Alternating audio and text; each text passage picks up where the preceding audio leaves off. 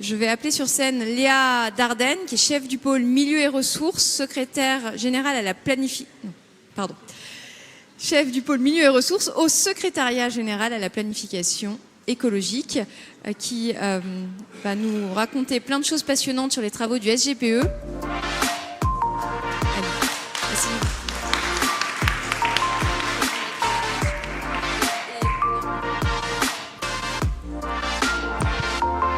Personne dissipée. Monsieur. Merci.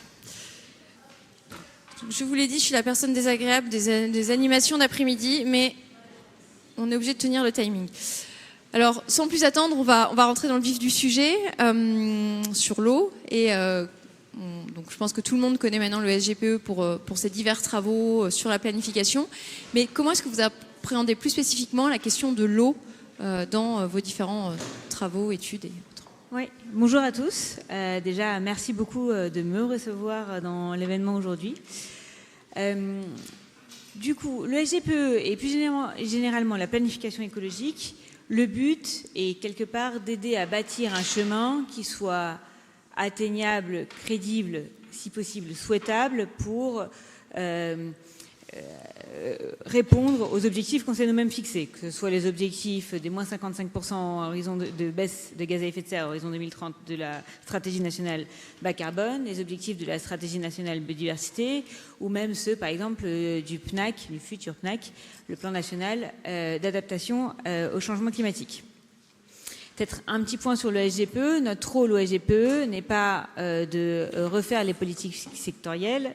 Ces politiques sectorielles sont bien travaillées par les ministères et les administrations qui en découlent, mais c'est de chercher à garantir une certaine cohérence entre elles et avec notamment des enjeux de bouclage, et aussi en interministériel et au niveau des services de Matignon, de chercher à aider les arbitrages qui peuvent être faits entre les différentes politiques. L'eau est du coup au cœur de cet enjeu, à la fois dans ses dimensions quantitatives et qualitatives. Et du coup, je voudrais peut-être revenir sur quelques ordres de grandeur qui sont importants pour cranter l'enjeu ou le mur qui est face à nous sur l'eau. En termes quantitatifs, le changement climatique à horizon 2100, c'est entre 25 et 50 milliards de mètres cubes d'eau disponible en France en moins. C'est plus que ce que l'on prélève tous les ans au total. On va du coup avoir un changement massif de notre façon, de nos écosystèmes.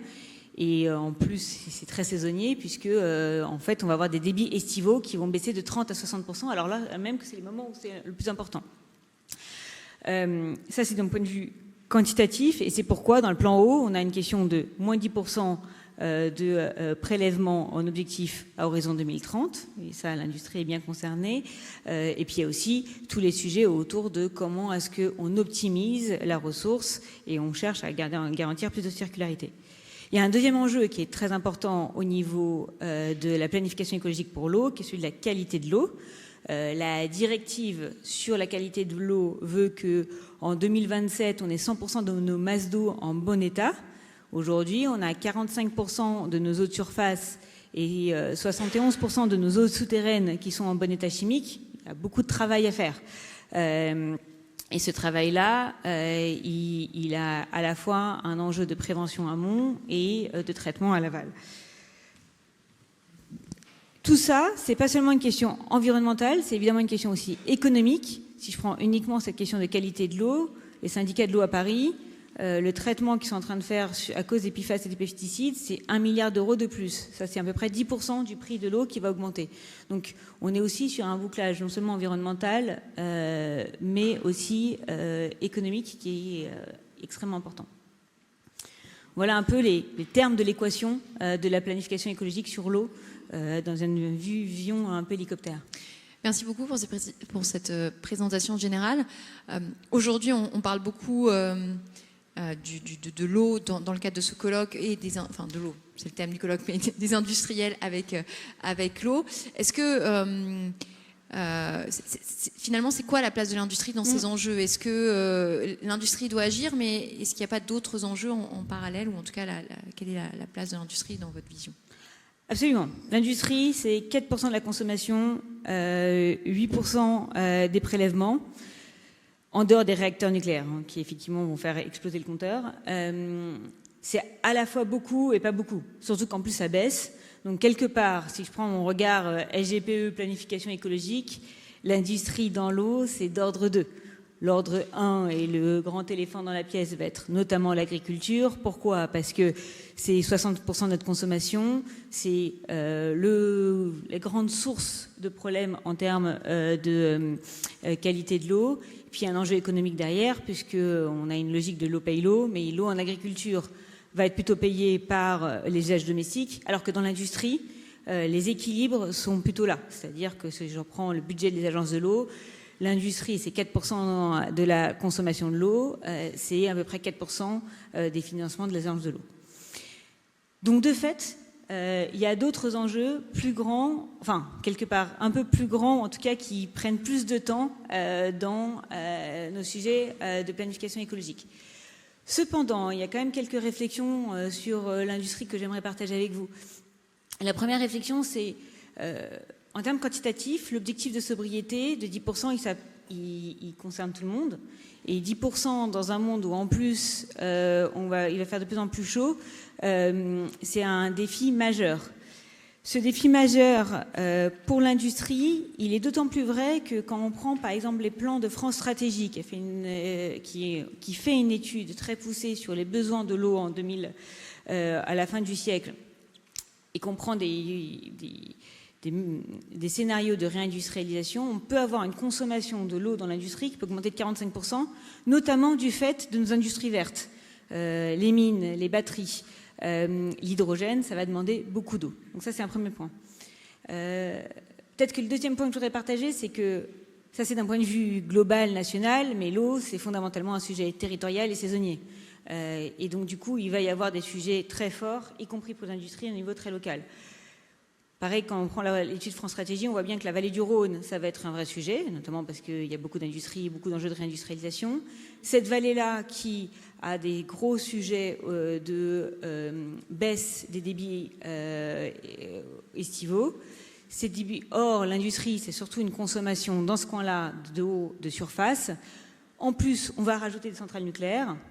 Donc, on voit bien qu'on va avoir des conflits locaux très forts d'usage de l'eau et qui sont importants à appréhender au cas par cas. Le troisième point, c'est l'industrie est aussi concernée par la question de qualité de l'eau. Et je pense que la question des PFAS est extrêmement importante et que du coup, tout le travail qui est fait aujourd'hui autour des plans d'action des PFAS et des 4000 sites qui vont analyser leurs rejets est important. Et enfin, on a aussi encore la question économique. Les investissements nécessaires que l'on a pour à la fois les questions d'assainissement et de traitement de l'eau et la question des gestions des réseaux qui vont demander beaucoup d'investissements, c'est 3,5 milliards d'euros par an.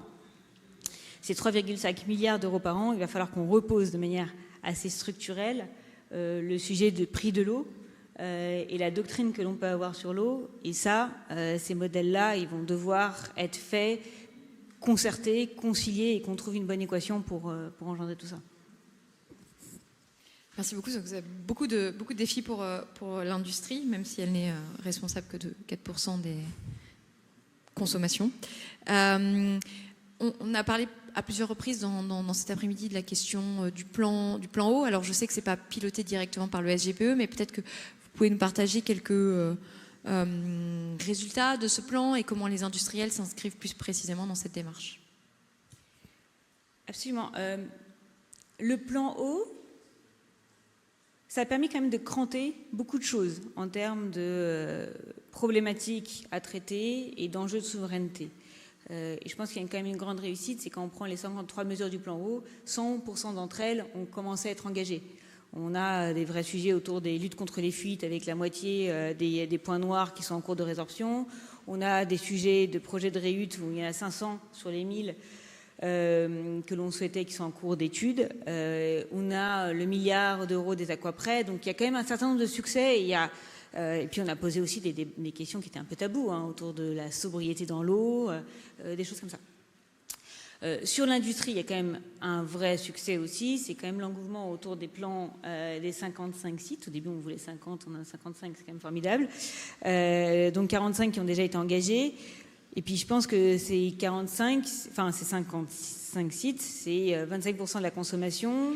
Ils se sont engagés sur une baisse de 12%, donc on est quand même sur un ordre de grandeur qui valide notre objectif de sobriété dans l'eau, et avec des actions qui sont assez tout azimut, à la fois sur des sujets de quantité et d'efficacité, des sujets de réhute, donc quantité c'est 50% des actions, réhute 25%, qualité 25%, sur une forte diversité d'industries qui est assez représentative des volumes consommés.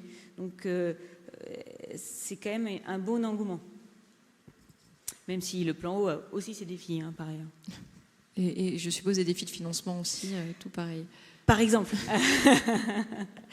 Et peut-être une dernière question, quelques exemples que vous aimeriez nous partager. Alors, je pense que si on prend par exemple tous les plans d'action qu'on peut avoir sur le plan eau, sur les 55 sites, moi ce qui me frappe, c'est que on a à la fois encore pas mal de potentiel. Donc il y a eu, c'est sûr, une efficacité accrue dans la consommation de l'eau par les industriels depuis des décennies. Quand on prend les grands chiffres, moins 45% de consommation d'eau en industrie, c'est en grande partie à cause de la désindustrialisation, mais pas que. Il y a eu des vrais efforts d'efficacité. Et néanmoins, on en a encore sous le coude. Et je pense que ces plans-là le montrent. Ce sous le coude, il se retrouve sur des sujets assez concrets de gestion des fuites, de modernisation des installations, d'instrumentalisation et pilotage. Évidemment, beaucoup de sujets de réhute. On a 1% de réutilisation des eaux usées en France, on a 10% chez nos voisins, donc on a quand même ici là un levier d'action majeur et qui dépend un peu de tous, y compris de l'État et de la question de la réglementation. Et puis on a aussi des sujets de diminution et de traitement des rejets. Ce que je veux dire par là, c'est un effort considérable et c'est un enjeu qui demande du coup à la fois beaucoup de financement et puis beaucoup d'ingénierie et de connaissances. Néanmoins, on a quand même beaucoup de leviers qui sont assez protéiformes et qui montrent que c'est un chemin qui techniquement est faisable. Et je pense que c'est même souhaitable pour à la fois des questions environnementales mais aussi économiques et de résilience de nos industries. Merci beaucoup. On arrive au terme de cet entretien, dans les temps. Merci Léa d'avoir joué le jeu.